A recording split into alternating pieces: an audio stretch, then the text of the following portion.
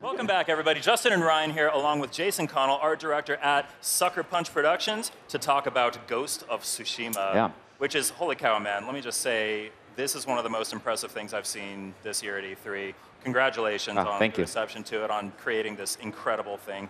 I think today we're going to do something a little different. We're going to do a deep dive into the world of Ghost of Tsushima. That's right. So we have a few shots that we're going to queue up here, and what I'd like is for you to just kind of walk us through what we're seeing. Talk to us about some of the artistic techniques and some of the technical tricks that you're using to make this game look so incredible. Yeah, absolutely. Is that cool? Yeah. All right, let's queue up the first shot and let's get in there.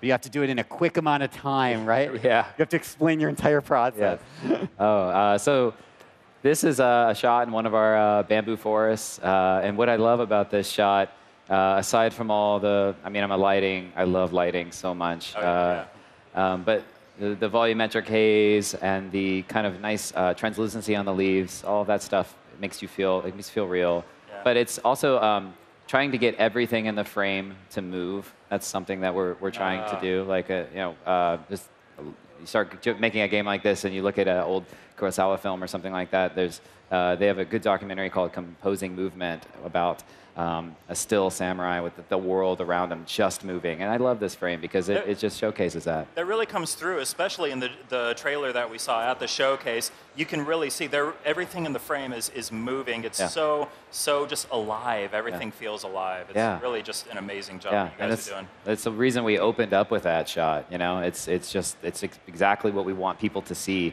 when we first debut the game. So. And what's amazing is this is just one small little slice of the world that you guys are building at Sucker Punch. It's unreal. Yeah, Shall we move to the next one? Yeah, please. Oh my God! What? Come on, man! I kind of forgot the order, so like I'm just going to be shocked each time. Like, this is beautiful. I got a couple of things I'd love to talk about here. One of which is when we went to Japan. We went to Tsushima Island, and we saw. I personally saw some of the most beautiful sunsets and sun breaks, and just the sky was really evocative. And and that actually is something that some of our last games had as well. If you go back and look at like Infamous, so now that this game has a dynamic time of day, that made it very challenging because you can't just paint this beautiful skybox. You have to really orchestrate some tech to make these kinds of scenes come true. And this scene does that in spades. But it also has this, something else here. There's a sense of adventure. There's these shrines and places that you're going to be able to get to and go up to on top of high mountaintops.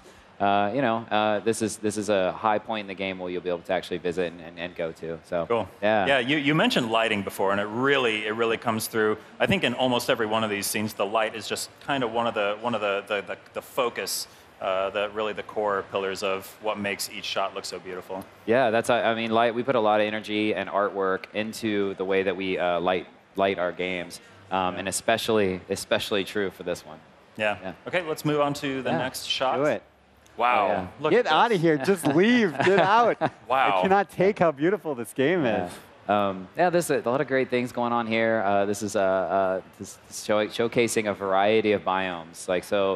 Obviously, this is not a bamboo forest. So there are places in the game that you get to that will be quite different than other parts of the game in terms of like the vegetation and the foliage that you'll see kind of around you. We want a lot of variation. We want people to feel like they can remember this place because it's extremely different than the other place.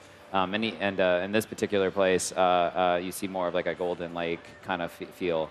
So it's another good example. Also, I'm very fond of the sky that's going on here. Another really good example, procedural sun breaks and breaks in the sky. Really feel like it's kind of foreboding, but it's also got a moment of beauty to it.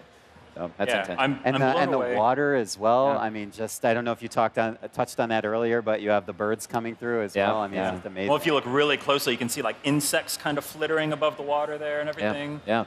I thought they were birds. They're probably insects. Maybe. Maybe both. Yeah, just gorgeous. Oh, the insects. Yeah, that's our effects artist. So, yeah. That looks incredible. Cool. Let's move on to the next shot. Oh, I love that. Yeah, this area. Part of what we're trying to do with Ghost of Tsushima is, it's very easy when you go and create. I mean, it's a photoreal-based engine. The technology lends itself to making very photorealistic-looking scenes. But our goal here is it's very easy to just add more stuff in. Like you could have this purple flower little grove and just add weeds and more bushes and more just trees and like make it a little bit less manicured, and maybe it's more photoreal. But it's very easy to add more on. But actually, as artists, I think it's really hard to be very minimal. Like, and our goal with the art direction for the game and in the environments is to be minimal in that way, so that it's a little bit more lasting and you remember it. And this is true for if you watch the demo, the Pampas Valley that you see. It's not Pampas Valley with tons of trees and weeds and lots of other things. It's a pretty large sheet of this like white color, or the end with the red leaves. Oh, it's very intentional to be. If you can be a little bit more minimal, people will remember it longer. If that makes sense. Yeah, I notice. Oh, go ahead. I was just going to say, is it difficult for you as an artist and you as a team to sort of exercise that great restraint that you're describing, to kind of hold back when you feel like you need to do more? Yeah, actually, it is really hard. I mean, you want you want it to be impactful, so the urgency is like to just add more. But it is quite hard. But it's a practice thing, and we're getting better at it. We've been working on it for a while, so we've been getting better at it and better at it, and we're going to keep getting better at it. And we've been working with some of our J Studio partners, and that they comment on stuff like that, and it's really helpful. So. This is unreal. I notice you're making extensive use of depth of field in these shots, and that seems like it would be a really hard thing to emulate in kind of a live environment like a video game. What's it like implementing depth of field into the game and into these shots? Yeah, so these shots are taken in our world at real locations, and we spruce them up with our cutscene kind of editor a little bit, but. Like, for example, you don't want to be just running around the world with depth of field on all the time. Sure. But, it's pretty. I've done it. Yeah. But there are areas that you can do it, and it makes it look really amazing. Like in the duel, we know you're in this mode, and you're fighting you're in this thing where you're fighting this other person, and we can do some really subtle tricks with the camera to make the scene feel more powerful. Add a little depth of field on it. The beginning of the duel, the camera starts a little higher up.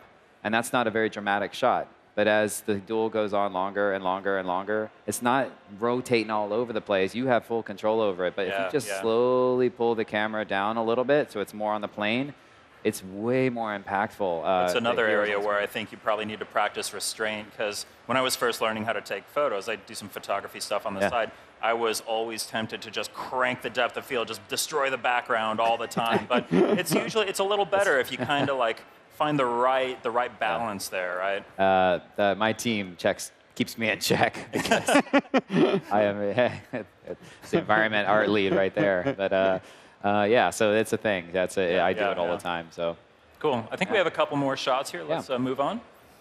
Here we go. Yeah. So this, the game is about an invading army. The Mongols invaded, and so they all have places and locations in the world. And it's a little, we chose this one at night in the dynamic time of day, and put it here at night, just to showcase that throughout the world, it's not just. Our goal is to have this sharp, beautiful imagery, like this really just lush landscape of places that hopefully people will want to go see, and remember, in high contrast with areas of more death, a little bit more terror, and a little bit more, combat and things like that. Beautiful. I'm like spellbound. Yeah, I'm just like looking at all these shots. At I stare at this giant screen back here. It looks really good on. Yeah, no, I keep staring over here. Thank you. I do have, I don't want to get too far away from the world building that you guys are working on, but I'm actually personally curious if you can speak to this. Yeah. If not, no problem. Creating framed, beautiful moments is so important in your game, but you also want to give the player control of the camera and be able to navigate an environment. Yeah. Is there a way to kind of balance out enabling player control and kind of direction of the scene, but still preserve the artistic vision that you have? Yeah, it's something that I think we work on a lot. I mean, if you've ever played a Sucker Punch game, they are very fluid. And that means you have to spend time on camera and controls and all that. So while we have this incredibly ambitious, artistic goal, cinematic goal, we have to make sure that it's marries very well with the gameplay, and that means you have to spend a lot of time iterating. So just for the horse ride, we put that horse ride in there for a lot of reasons in the trailer. One of which is just, I think it's just beautiful.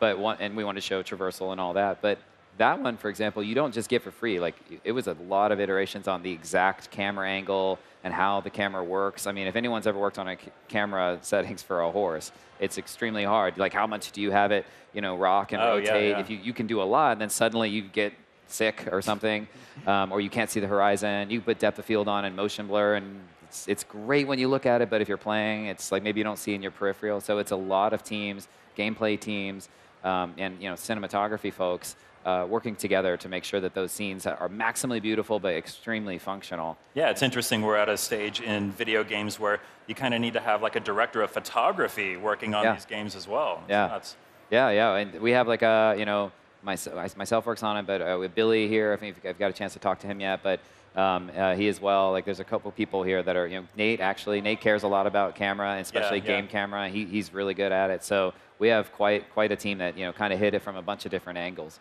Great. Just all the more reason to be excited about Ghost of Tsushima, right? Oh, absolutely. Yeah. Let's move on to what I think is our final shot. Here we go. Yeah, so this is the DOF right up front there. But this is another one that I think it showcases that this is a harsh time. It's not just a walk through the beautiful purple flower area. There's a lot of adventure, and there's a lot of just exploring this world that we're crafting. But there is a reason that you're the hero in this story, because there's been a lot of destruction, and you're trying to save the people of this land.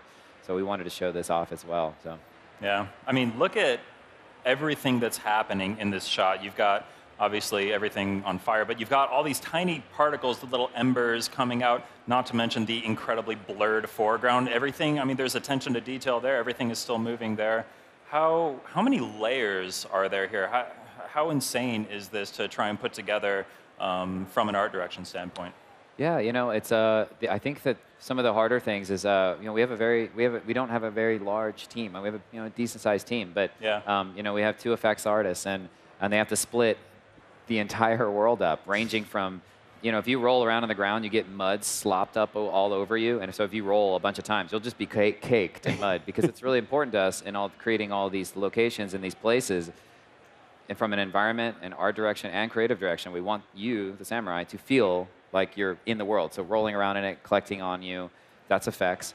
Blood, if you saw the trailer, there's a lot of blood, so that's effects. Not to mention smoke and clouds and skies and things like those dragonflies and birds and fire and ember. It's a lot of work. So we work really closely with the lighting team, the effects team, on the environment team to create these kinds of scenarios. It's incredible how much has to come together to make something like this happen. Yeah, I think one of the hardest things is actually, I said it earlier, but I just want to recap it again because I think it's so important to the genre, but is wind. Having everything move, if it can move, make it move, is a goal for us. It's a very ambitious goal for us from the very beginning. And we're achieving it. Like you walk around the game world and you're like, oh my God, like everything in front of me is moving, and that's a goal. Yeah. So seeing that last shot of everything, kind of all the flames coming up and everything, it reminded me of one of the shots from the trailer, and I wanted to ask about that real quick. I don't think we have it queued up, but I just wanted to acknowledge how beautiful that I think it was the final shot of the trailer that we showed during the showcase was, where there's the duel happening, and then the flaming arrows start to come in, and everything gradually starts to light up. Where did that come from? It seems so inspired. It's so beautiful. You think that you're seeing something incredible, and then it just goes even further. Yeah. I love the ending of that, and there's a couple of reasons why. There is Jin Sakai. We want to present him as he's a harsh samurai. He can hold his own, but he's also knows that he can't do this without help of other people. So it's a little different. He is a little bit different than the average samurai, and that's actually really important to his growth as a character, because eventually he will become the Ghost of Tsushima, and that starts with him being a little bit more compassionate in a moment where you may have normally seen somebody kill somebody. So our goal there was, how do we build the drama, not in the favor of compassion, but in the opposite direction? Fire, people right around the corner on them. And he still takes his time and isn't just here, yelling at her or anything like that. He's like, no, I need your help. Yeah. And that was the inspiration for that. Yeah.